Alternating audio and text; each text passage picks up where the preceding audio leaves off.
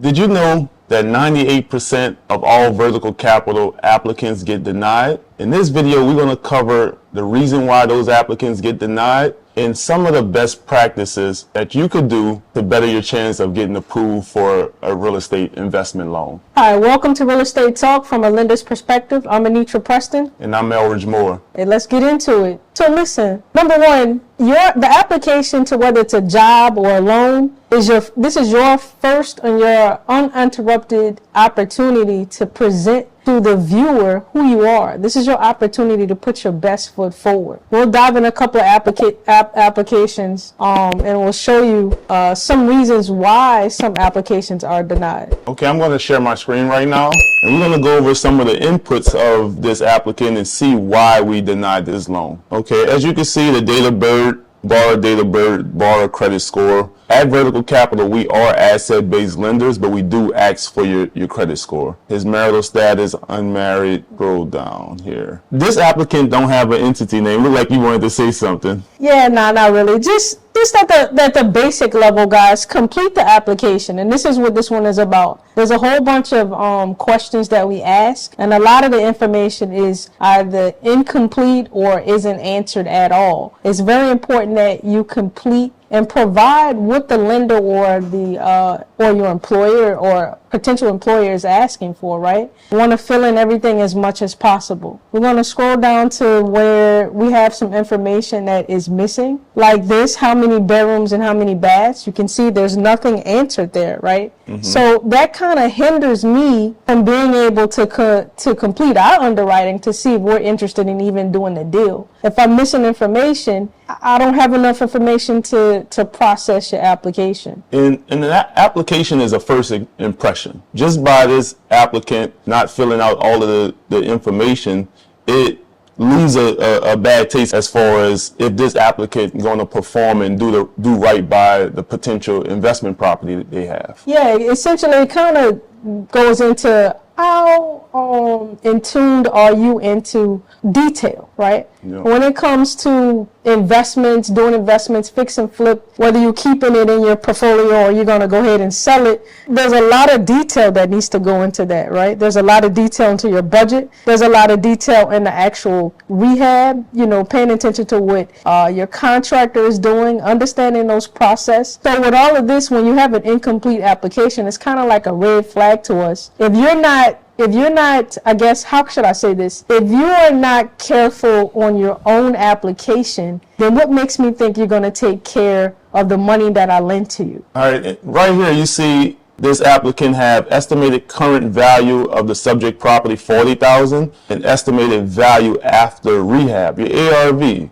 When you first getting started in real estate, the first acronym you learn is ARV, after repair value, right? Right. And this person didn't put what he thought the property would be after he repaired the property. So that's a big red flag for us. Why do you think that's important that we get the ARV? Although we're going to do our due diligence, we are going to determine what the ARV on our part is. But Elridge, why do you think it's important for the applicant to tell us what the ARV is? It's important because we want to understand if the applicant know their numbers, right? Correct. We want to see if we're on the same page. And if he overestimating his ARV, that means he don't have a good feel for the numbers and what that house could possibly sell for or appraise for when it's time to either refinance us out or put the property on the market to sell it. Yeah, it says a lot. He doesn't know what his potential profit is going to be at the end of the day. I mean, we have expenses and things of that nature. How can you have an ARV of, at this point, I'm going to accept it as 0. Mm-hmm. So you're potentially telling me that, hey, you want to borrow some money from us, but not make a profit? Exactly. How are we going to get paid our money back if you don't even know what your estimated profit is and if there's enough room to pay us back? Exactly. And years of experience, he have that blank. So at Vertical Capital, we do require that every applicant have experience, but in certain situations, if they don't have experience, we want them to bring on an experienced partner to get approved. But this applicant left that blank as well. So poor job of just filling out all of the information. Just poor job all around. And the loan amount requested, he had $140. All right, $140. Yeah. Or $1.40. We don't know what that is, right? And again, by him requesting 140, I mean, we can assume 140,000, but what am I measuring that against, right? If we go back up, he don't even have the ARV, right?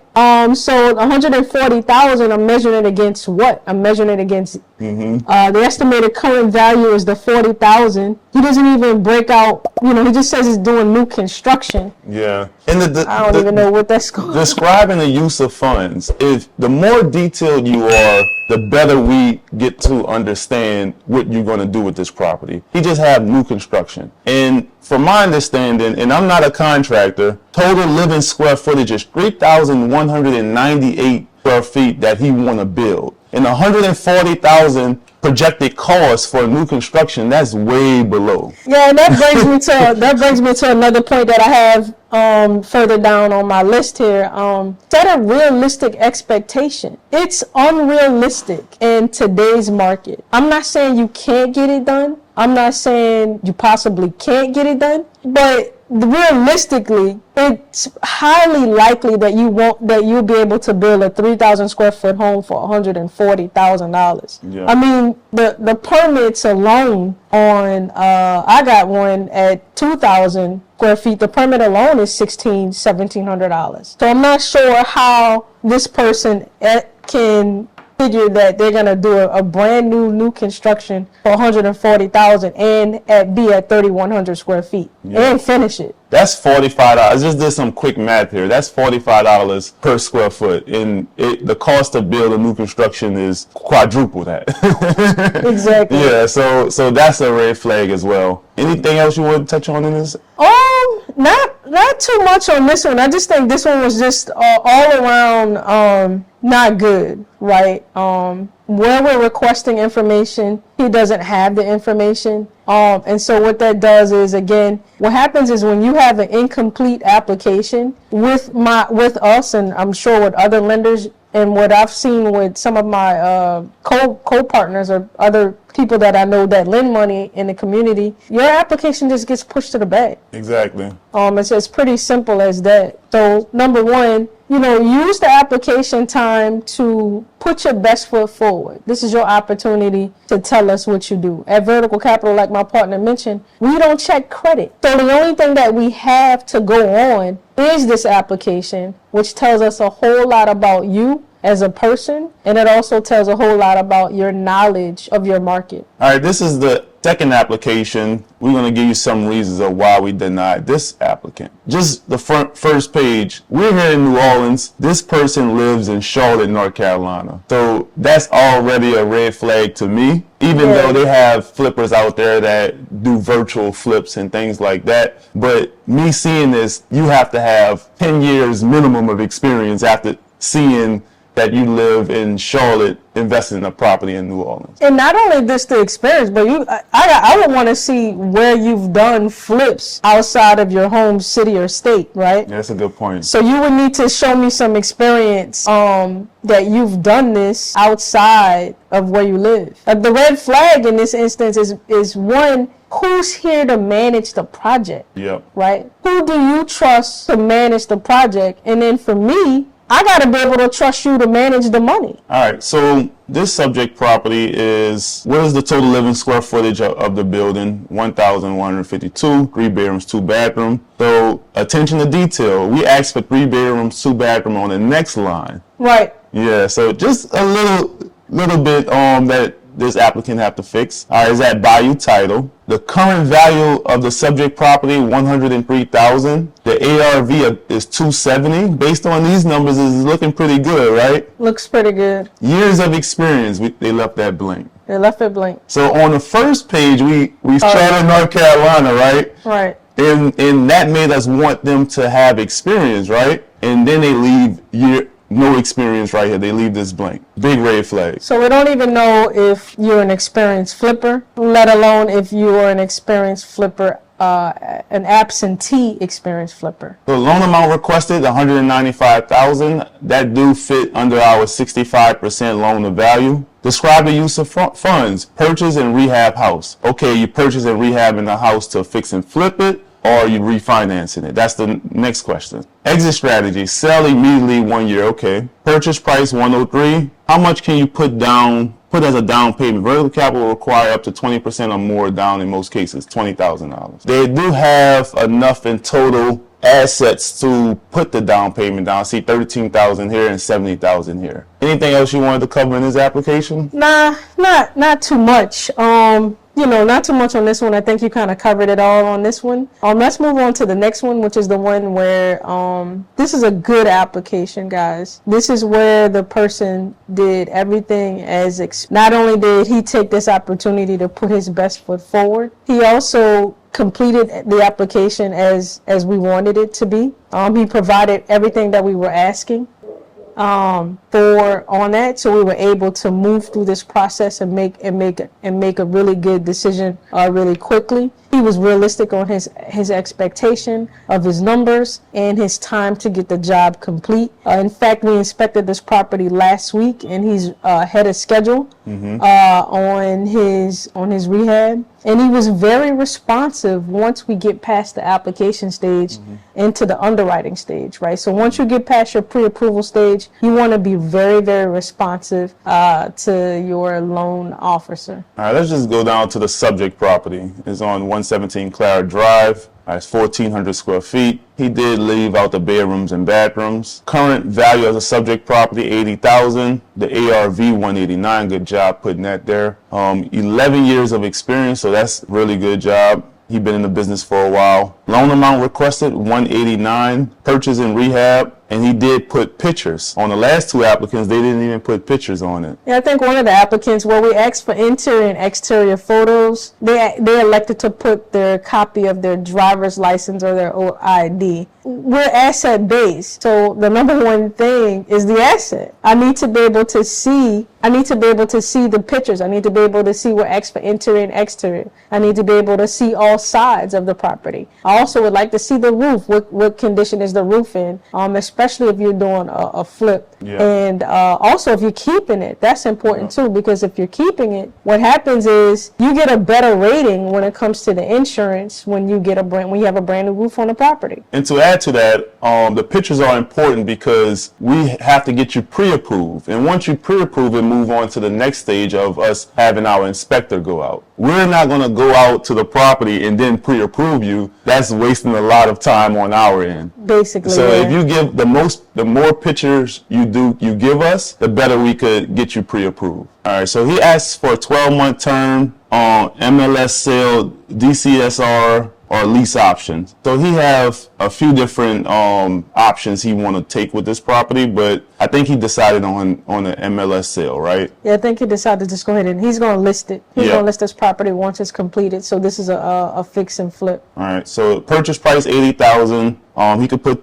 more than 20% down, $20,000, and the construction cost is $50,000. So the deal checks out based on his number of $189, our 65% of loan to value, and how much he's purchasing in the construction cost. So this was a really good applicant. And let's just his financials. He had $35,000 in his checking, $12,000 in his business checking. He have $85,000 in his retirement account. So what we look for in this is if they have the down payment and enough money to cover the monthly payments and the closing costs. So another thing too at Vertical Capital, speaking on the as far as going back to sticking to the financials, a lot of hard money lenders, your banks and things of that nature, they're going to ask you for at least of bank statements, and we ask for 1 month of bank statements. We're essentially looking for the same information as the larger institutions, but with less data. And the reason why your large institutions are asking for those 3 months, they're looking to see if you have enough cash flow inside that checking account or the savings account, whatever you have, to be able to pay them at least 3 or 4 times the amount the monthly amount while that loan is going in. They want to see that monthly payment 3 or 4 times within a month to see if you can actually afford the loan. So number one, how to make sure that you are actually approved for a loan is, one, present the information that's being asked. Complete every line as possible. If you don't know what something means, reach out to someone or reach out to the loan officer direct. It's okay to ask. You won't look foolish if you don't. In fact, you look more foolish if you don't ask the questions and put the wrong information inside of the on the application, right? Another thing is set a realistic expectation, right? Even if we've had people come to us saying, hey, you know, I can rehab a house, a 2,000 square foot house for 85,000. And when we dive into it a little bit, you know, how are you going to make this possible, right? How are you going to get it done? We've had applicants tell us, oh, my uncle is going to do it, or I'm going to do it. You don't have a whole lot of experience based on the complexity of that particular project, right?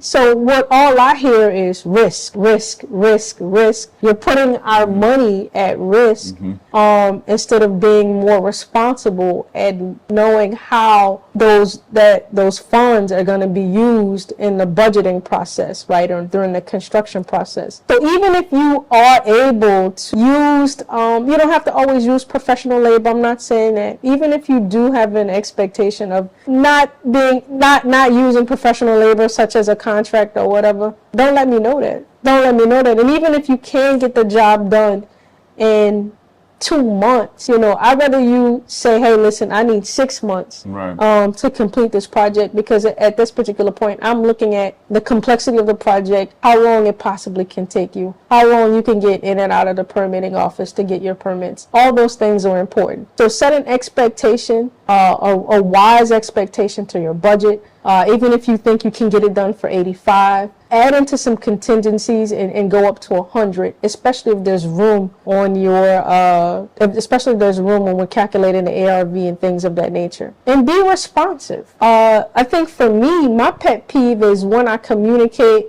with a potential borrower and then there's there's silence, right? Yeah. Our goal is to get you to the closing table as quickly as, and I need a partner in doing that. And the partner is you. And if I'm responsive and I'm sending out information and I'm responding to you, but then you don't respond back to me, then I don't really feel like we're building a relationship. Right. All right, to piggyback off of what you're saying, as lenders, we may ask for the same document multiple times. So please don't get aggravated with us and just send it over, because we probably missed it or we need to put it in our file. Exactly. Again, look, this kind of concludes this segment of how to fill out an application properly and your best chances of getting approved for a loan, especially with vertical capital. I want to say everything that we talk about is from our other lenders have other qualifications and things that they may require.